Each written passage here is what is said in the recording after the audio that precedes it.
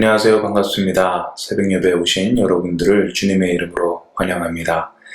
이 시간 함께 마음을 모아 기도하심으로써 예배 시작하겠습니다.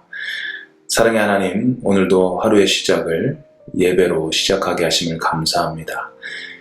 주님을 사모하는 마음으로 모이게 하심을 감사합니다. 이 시간 성령께서 저희를 인도하시기를 원합니다. 그래서 저희들의 마음이 열리게 하시고 저희들의 마음이 또 뜨거워지게 하시옵소서. 그래서 주님만 바라보며 예배할 수 있는 귀한 예배의 시간이 되게 하여 주시옵소서. 모든 영광 주님께 올려드리며 예수님의 이름으로 기도합니다. 아멘. 이 시간 저희들에게 주신 하나님의 말씀은 열왕기하 2장 15절에서 22절까지 말씀입니다. 열왕기하 2장 15절에서 22절까지 말씀 봉독하도록 하겠습니다. 맞은편 여리고에 있는 선지자의 제자들이 그를 보며 말하기를 엘리야의 성령이 하시는 역사가 엘리사 위에 머물렀다 하고 가서 그에게로 나아가 땅에 엎드려 그에게 경배하고 그에게 이르되 당신의 종들에게 용감한 사람 50명이 있으니 청하건대 그들이 가서 당신의 주인을 찾게 하소서. 염려하건대 여호와의 성령이 그를 들고 가다가 어느 산에나 어느 골짜기에 던지셨을까 하나이다 하니라. 엘리사가 이르되 보내지 말라 하나 우리가 그로 부끄러워하도록 강청하매 보내라 한지라. 그들이 50명을 보냈더니 사흘 동안을 찾되 발견하지 못하고 엘리사가 여리고에 머무는 중에 우리가 그에게 돌아오니 엘리사가 그들에게 이르되 내가 가지 말라고 너희에게 이르지 아니하였느냐 하였더라. 그 성읍 사람들이 엘리사에게 말하되 우리 주인께서 보시는 바와 같이 이 성읍의 위치는 좋으나 물이 나쁨으로 토산이 익지 못하고 떨어지나이다. 엘리사가 이르되 새 그릇에 소금을 담아 내게로 가져오라 하매 곧 가져온지라. 엘리사가 물 근원으로 나아가서 소금을 그 가운데에 던지며 이르되 여호와의 말씀이 내가 이 물을 고쳤으니 이로부터 다시는 죽음이나 열매 맺지 못함이 없을지니라 하셨느니라 하니 그 물이 엘리사가 한 말과 같이 고쳐져서 오늘에 이르렀더라. 아멘. 어제 본문 말씀에서는 엘리야 선지자가 엘리사가 보는 앞에서 회오리 바람에 휩싸여 하늘로 올라가는 모습을 보게 됩니다. 엘리사는 엘리야가 남긴 그 겉옷을 집어 들고 엘리야가 한 것과 똑같이 요단강을 쳐서 가르고 건너서 여리고로 향합니다. 그리고 오늘 본문이 시작이 됩니다. 여리고에서 엘리사의 모습을 본 선지자의 제자들이 엘리야의 성령이 하시는 역사가 엘리사 위에 머물렀다고 하면서 그에게 가서 엎드려서 경배합니다. 이 모습은 이제 엘리야를 이어서 엘리사가 그들을 가르칠 스승, 그들의 새로운 리더임을 인정하는 그런 모습입니다. 그런데 새로 임명된 스승인 엘리사와 이 선지자의 생도들 간에 약간의 트러블이 생기는 모습을 볼 수가 있습니다. 16절, 17절 말씀 함께 보도록 하겠습니다. 그에게 이르되 당신의 종들에게 용감한 사람 50명이 있으니 청하건대 그들이 가서 당신의 주인을 찾게 하소서. 염려하건대 여호와의 성령이 그를 들고 가다가 어느 산에나 어느 골짜기에 던지셨을까 하나이다 하니라. 엘리사가 이르되 보내지 말라 하나 우리가 그로 부끄러워하도록 강청하매 보내라 한지라. 그들이 50명을 보냈더니 사흘 동안을 찾되 발견하지 못하고. 혹시 성령님께서 엘리야를 산이나 어느 골짜기에 던지셨을까 하여서 엘리야의 이 시신을 찾으려고 50명의 용감한 사람을 보내겠다라는 것입니다. 그런데 그들에게 엘리사는 분명히 이야기합니다. 가지 말라고 이야기하죠. 그런데도 그 무리는 엘리사가 부끄러워하도록 감청했다고 합니다. 엘리사의 입장에서는 굉장히 애매한 그런 상황입니다. 먼저 새로운 스승으로 임명이 됐는데 이 제자들이 전에 스승을 찾겠다고, 스승의 시신을 찾겠다고 때를 쓰는 것입니다. 근데 계속해서 그들을 말릴 수는 없는 그런 상황인 것입니다. 엘리사는 결국 그들의 끈질기고 강한 요청에 의해서 그들을 보내게 됩니다. 그래서 사람들은 3일 동안 주변의 모든 산과 계곡을 뒤지게 됩니다. 하지만 엘리사의 시신을 결국 찾지 못하고 돌아오게 됩니다.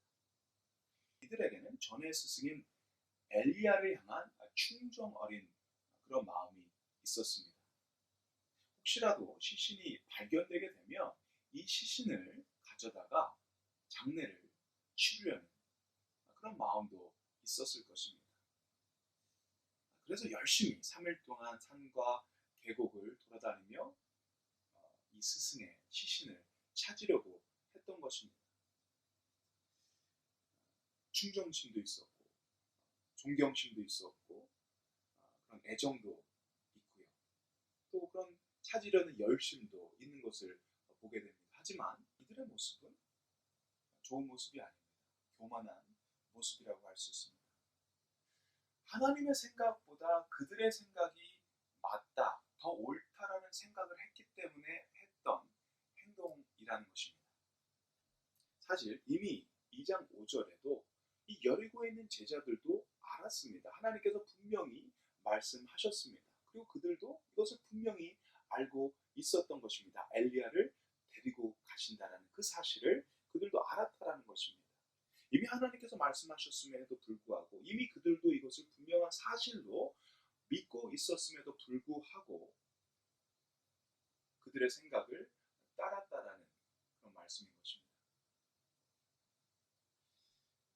우리의 삶에도 이런 모습들이 많이 나올 때가 있죠.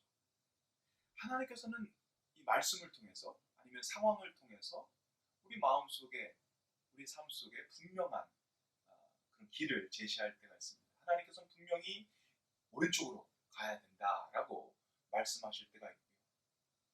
그때 우리도 그것에 대해서 알고 우리도 그 길로 가야 된다라는 그런 생각을 갖고 있지만 보게 되면 이건 아닌 것 같다라는 그런 생각을 우리가 할 때가 있죠. 그래서 다른 쪽으로 유턴을 하게 됩니다. 오른쪽으로 가라고 하시지만 왼쪽으로 가고 싶은 그런 마음이 저희들에게 들 때가 있습니다.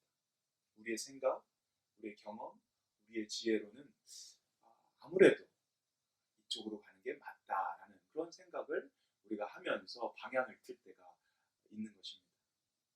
근데 그럴 때 정말 순종이 필요한 것 같습니다. 우리의 생각을 내려놓고 우리의 지혜와 우리의 어떤 경험을 좀 내려놓고 하나님이 원하시는 방향으로 우리가 향할 때 그것이 정말 하나님이 원하시는 순종인 것입니다. 그것이 정말 하나님이 원하시는 믿음의 모습인 것입니다. 그래서 우리는 순종이 필요합니다. 19절부터 나오는 여리고 사람들의 이야기는 이 제자들과 달리 순종의 모습을 보여주고 있습니다. 우리 19절 함께 읽도록 하겠습니다. 그 성읍 사람들이 엘리사에게 말하되 우리 주인께서 보시는 바와 같이 이 성읍의 위치는 좋으나 물이 나쁨으로 토산이 익지 못하고 떨어지나이다. 20절 말씀 보도록 하겠습니다. 엘리사가 이르되 새 그릇에 소금을 담아 내게로 가져오라 하매 곧 가져온지라. 성읍의 위치도 좋습니다. 성읍의 위치도 좋은데 물이 나쁜 것입니다. 그래서 토산이 익지 못하고 다 떨어지는 문제를 있습니다.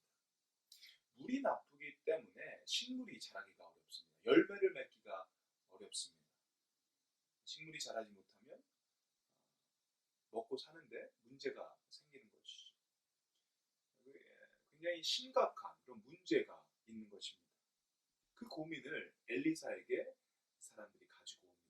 그런데 이 엘리사가 너무나 생뚱맞게 그들에게 소금을 가지고 오라고 명령합니다. 새 그릇에 담아서 소금을 가져오라고 명령하는 것입니다. 근데 그럴 때 그 사람들이 그 말에 순종합니다. 아무런 반박을 하지 않습니다. 아무런 토를 달지 않습니다. 말한 대로 그대로 소금을 가지고 오는 모습을 볼 수 있습니다. 사람들이 의아해할 수 있습니다. 왜 소금을 가져와야 됩니까? 다른 그릇에 가지고 오면 안 됩니까? 뭐 이런 이야기를 하지 않습니다. 다른 질문을 하지 않습니다. 내게로 가져오라 하매 곧 가져온지라. 곧 가져온지라. 순종의 모습입니다.